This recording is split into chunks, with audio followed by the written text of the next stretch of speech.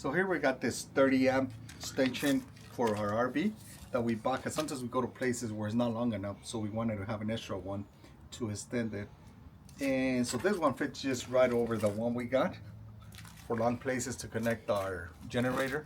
We're hooking it up at the house, so the only thing that doesn't come with that you will need to buy will be a power box and an adapter that you can find, you know, anywhere online. And let's test it out. So this one fits just right here, exactly like ours, to stand it. There we go. This one's just, you gotta remove the cover that it comes with. And this is our power box, just for safety for the house. Always wanna have one of these. I can connect directly, but it's safer to have one of these. You know, another 30 amp, it shows you there. Plug it in, you're there. And this adapter you can find at any store or online, any hardware. You just plug it in. And there you go, you got power.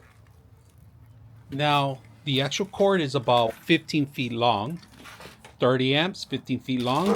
It comes with its own Velcro too, so you could tie it up.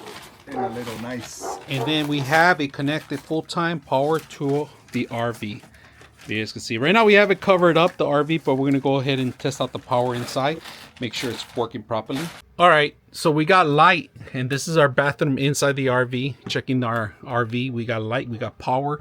So any guests that are staying overnight, they can always use our RV for that reason. So the power cord is very simple, easy to use, and it gives power to the whole system, even the actual fan and all the amenities, especially we're here in the refrigerator and other things too. So very simple, easy to use. I hope you guys enjoy the video.